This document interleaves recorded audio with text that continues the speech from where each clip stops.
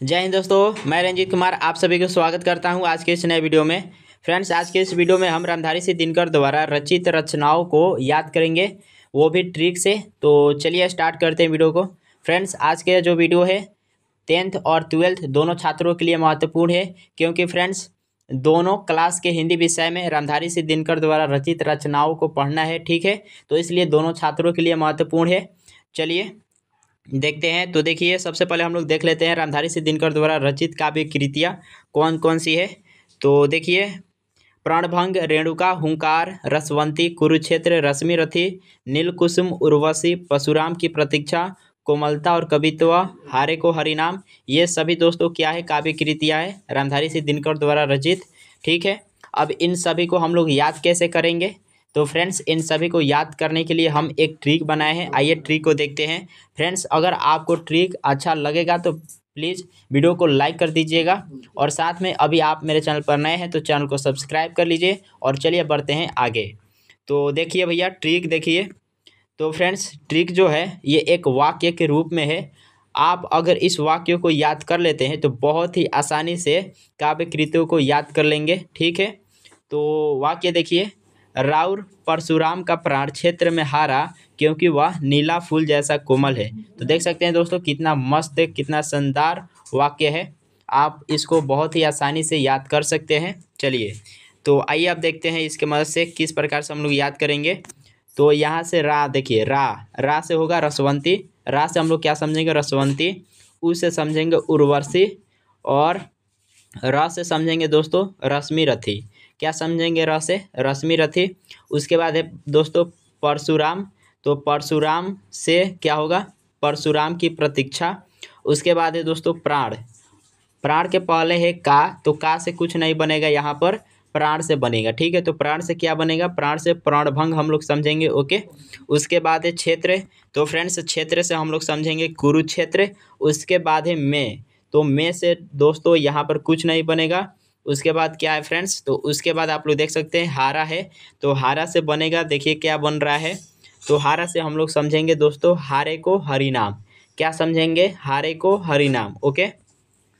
उसके बाद क्या है फ्रेंड्स, तो उसके बाद है क्योंकि, तो क्योंकि से यहाँ पर कुछ नहीं बनेगा। उसके बाद है वह, तो वह से भी कुछ नहीं बनेगा। उसके बाद है नीला, नीला फूल, ठीक है।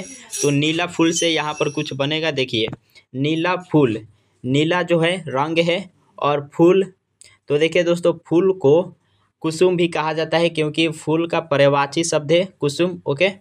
तो यहाँ पर नीला से नील ले लेंगे, और फूल को कुसुम बोला जाता है, इसलिए दोनों को जोड़ेंगे तो नील कुसुम हो जाएगा, ठीक है।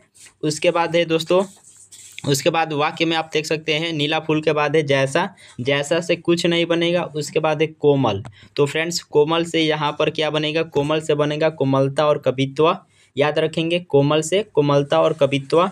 उसके बाद है, तो है से फ्रेंड्स हम लोग क्या याद रखेंगे, हुंकार। तो ये था दोस्तों, ये सभी के सभी था काव्य कृतियाँ, और इसको याद करने के लिए हम लोगों ने ट्रिक देखा। ट्रिक आप लोग को कैसा लगा कमेंट करके ज़रूर बताइएगा। और चलिए बढ़ते हैं आगे की तरफ। अब देखेंगे फ्रेंड्स हम लोग गद्य कृतियाँ, इनके द्वारा रचित गद्य कृतियों को, ठीक है। तो इनके द्वारा रचित गद्य कृतियाँ कौन है, तो आप आइए देखते हैं। आइए हम लोग देखते हैं। तो देखिए, मिट्टी की ओर, अर्धनारीश्वर, संस्कृति के 4 अध्याय, काव्य की भूमिका, वट पीपल, शुद्ध कविता की खोज, दिनकर की डायरी, ये सभी के सभी दोस्तों गद्य कृतियाँ हैं, ओके। आइए इसको याद करने के लिए ट्रिक को देखते हैं। तो फ्रेंड्स देखिए, ट्रिक है, ये भी वाक्य के रूप में ही है, आप याद कर लीजिएगा।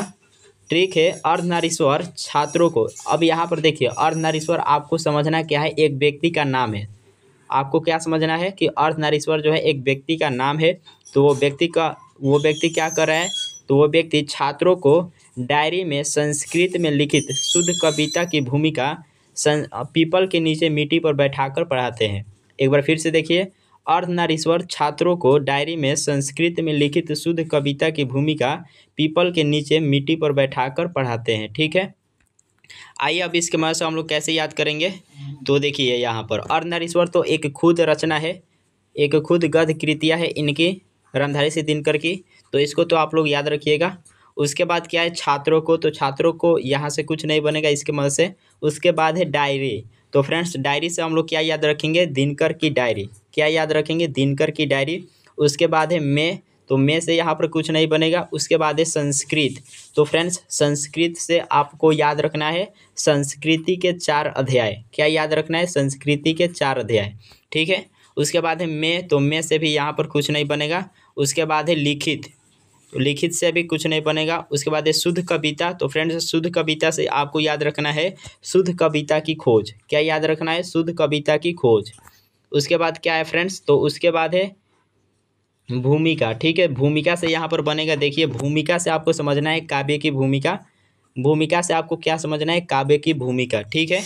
अब देखिए यहाँ से उसके बाद है पीपल, पीपल, तो पीपल से आपको समझना है दोस्तों व्हाट पीपल, व्हाट पीपल। उसके बाद है दोस्तों मिट्टी पर बैठाकर पढ़ाते हैं, तो यहाँ से मिट्टी यहाँ पर आपको ले लेना है, तो मिट्टी से क्या होगा, मिट्टी की ओर। तो इस तरह से दोस्तों बहुत ही आसानी से आप इनके द्वारा रचित रचनाओं को आसानी से याद कर सकते हैं। तो दोस्तों आपको काव्य कृतियाँ और गद्य कृतियाँ दोनों को याद करने के लिए हमारे द्वारा बनाए गए ये ट्रिक कैसा लगा कमेंट करके ज़रूर से बताइएगा। और मिलते हैं दोस्तों अगले वीडियो में, तब तक के लिए जय हिंद।